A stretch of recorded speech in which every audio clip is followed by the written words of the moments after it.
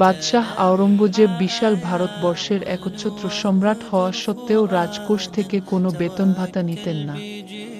নিজ হাতে টুপি সেলাই করে আর কুরআন মজিদ কপি করে যা পেতেন তাই দিয়ে অতি কষ্টে দিন গুজরান করতেন। শত ব্যস্ততার মধ্যেও গভীর রাতে উঠে তাহাজ্জুদে দণ্ডায়মান হয়ে কেঁদে চক্ষু ভাসাতেন। তার জীবনের অসংখ্য শিক্ষণীয় ঘটনাবলীর মধ্যে একটি ছিল নিম্নরূপ। তার একজন মুসলিম সেনাপতি পাঞ্জাব অভিযানকালে একটি গ্রাম অতিক্রম করছিলেন।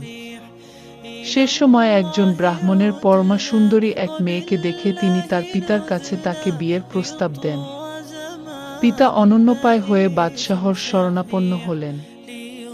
ওয়াদা অনুযায়ী উক্ত সেনাপতি 1 মাস পরে বরের বেশে উক্ত ব্রাহ্মণের বাড়িতে উপস্থিত হলেন।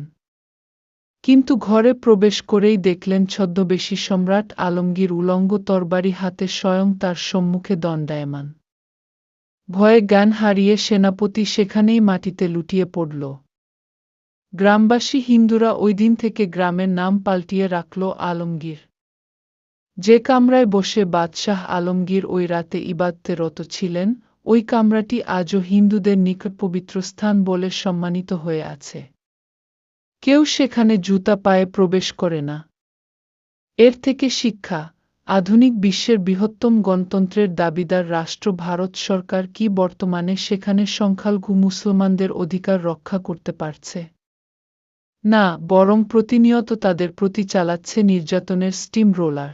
অথচ মুসলিম শাসক আওরঙ্গজেব মাত্র একজন হিন্দুর অধিকার হরণের ঘটনাকে বরদাস্ত করতে না পেরে নিজেই এগিয়ে গিয়েছিলেন। এরপরেও কি তাদের বোধোদয় হবে না? ভিডিওটি ভালো লাগলে অবশ্যই একটি লাইক দিবেন।